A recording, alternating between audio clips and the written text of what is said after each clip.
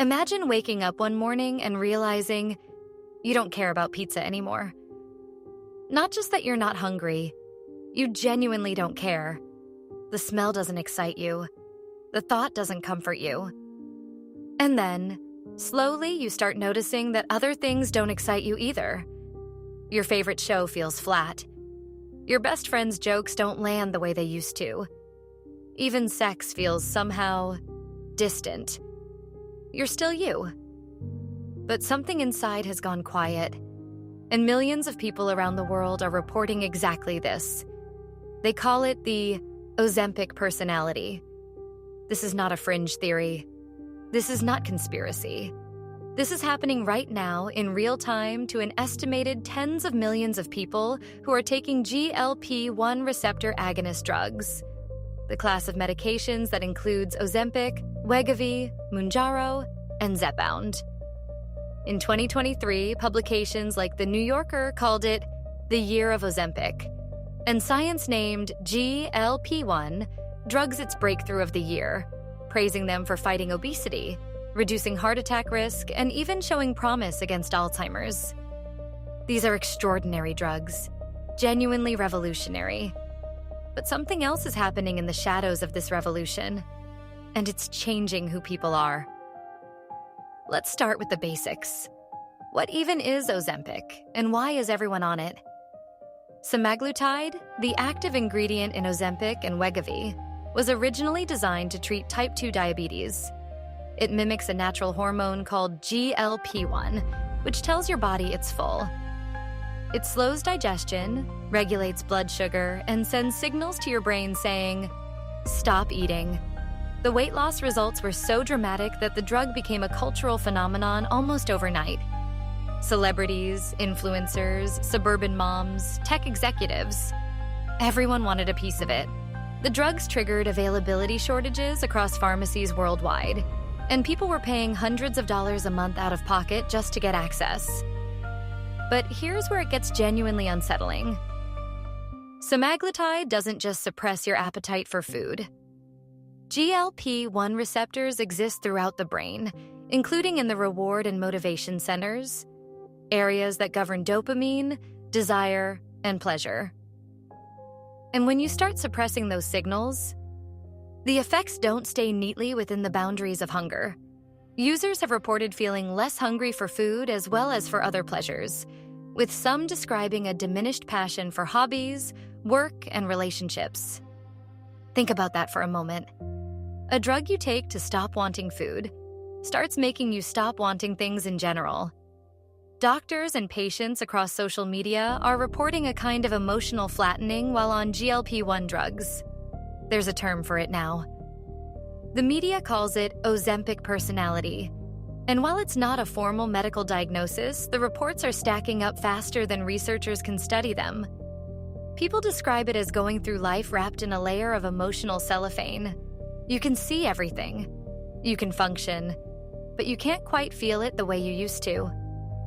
The most commonly reported symptoms include emotional numbness, going through the motions without feeling much, lower energy and motivation, increased irritability, heightened anxiety, and difficulty focusing. Some users say their relationships have suffered. Their partners notice the change before they do. Friends ask if something is wrong, and the person on Ozempic just shrugs, which is frankly one of the most disturbing symptoms of all. The shrug, the indifference, the absence of urgency about your own emotional life. Now here's where it gets scientifically complicated, and honestly more frightening.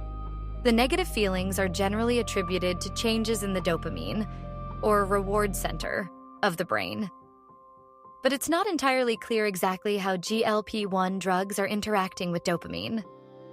Professor Derek Daniels, a researcher who has studied GLP-1 medications at the University of Buffalo, explained it this way. As GLP-1 signals reach the brain's reward systems, they make those systems less responsive.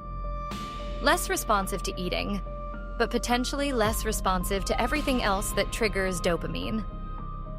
Joy, anticipation, excitement, desire, all running on a quieter frequency. A 2024 cohort study revealed that patients taking GLP-1 drugs had a higher risk of depression, anxiety, and suicidal behavior compared to patients not taking these medications. That's a peer-reviewed finding, not a Reddit thread, not a TikTok anecdote, a cohort study. And yet the full picture is genuinely murky because other research points in the opposite direction. A large study from January 2024 found that people taking semaglutide for diabetes or obesity actually had a lower risk of suicidal thoughts than those using other medications. So we have serious science pulling in two different directions simultaneously, which means we are in the middle of something we do not yet fully understand. In January 2026, the FDA concluded that taking GLP-1 drugs like semaglutide did not increase the risk of suicide or other mental health events and requested that suicide-related warnings be removed from the medications. On the surface, this sounds reassuring, but not increasing suicidal risk is a very different question from not changing who you are. Suicide is an extreme endpoint. What about the vast, murky middle ground of living as a slightly flattened version of yourself, indefinitely? This is what critics of the current research conversation are pointing out, and it deserves serious attention. Think about the cultural scale of what's happening. We are talking about a drug taken by tens of millions of people, and the number is growing every single year. The CDC has reported a surge in GLP-1 medication use, with millions of prescriptions written annually in the United States alone. These are not marginal numbers. This is a significant slice of the population, potentially experiencing a quieting of desire, motivation, and emotional intensity. And most of them don't even have a vocabulary for what's happening to them. They just feel different, less, muted. There is a Harvard professor named Dr. Caroline Apovian who offers a counter-narrative that's worth hearing. She argues that for many people, food was functioning as self-medication, soothing anxiety, filling emotional voids, providing reward. When Ozempic removes that crutch, the underlying emotional issues surface. The bad mood isn't caused by Ozempic. It was always there, buried under the eating. And there's real truth in this. Obesity and depression are deeply intertwined. Weight stigma causes psychological damage. The shame cycle around food is real. So is it possible that Ozempic isn't creating new emotional problems, but simply uncovering the ones that food was masking? Maybe. But that answer also raises its own unsettling question.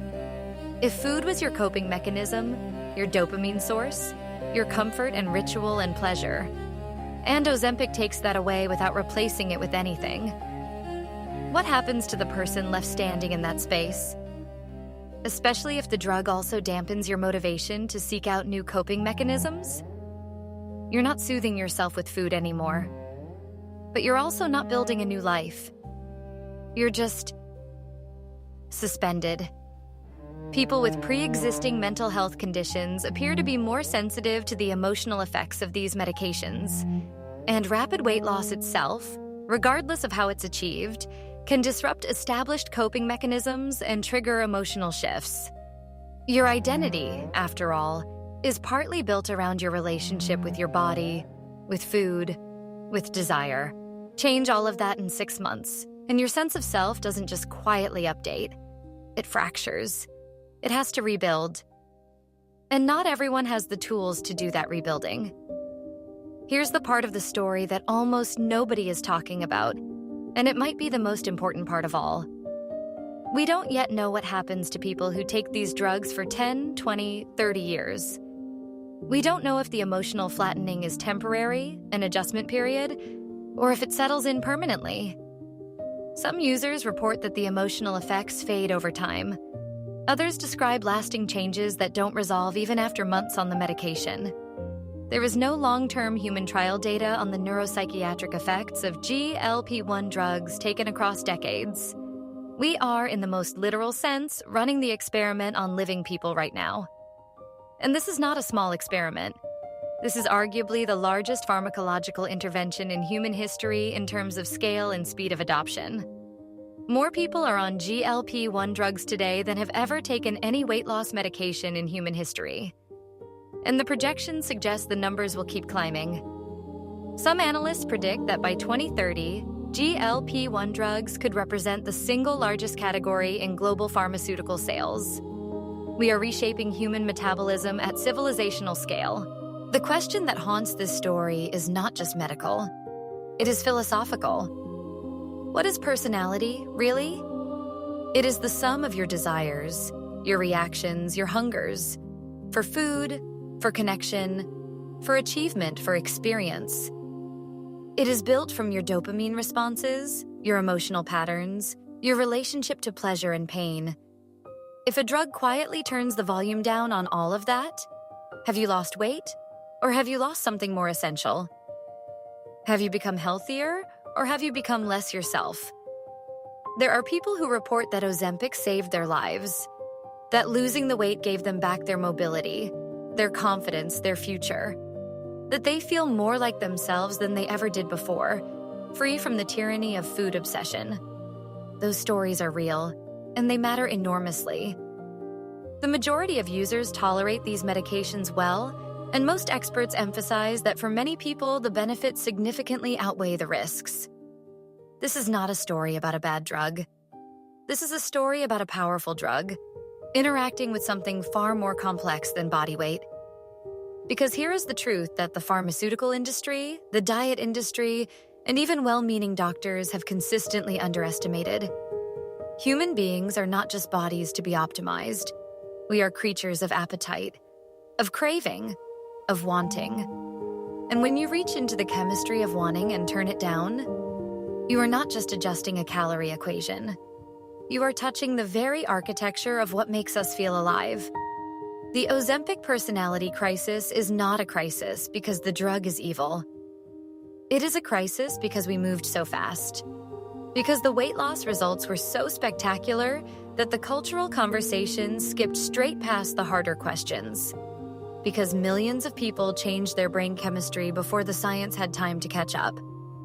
And now we are living, all of us, not just the people on the drug, inside the consequences of that speed. The story is not over. The research is incomplete. The long-term data doesn't exist yet. But the reports keep coming in. And the picture they're painting, slowly, one flattened feeling at a time, is of a generation learning what it means to want less. And quietly wondering if that's the same thing as being more.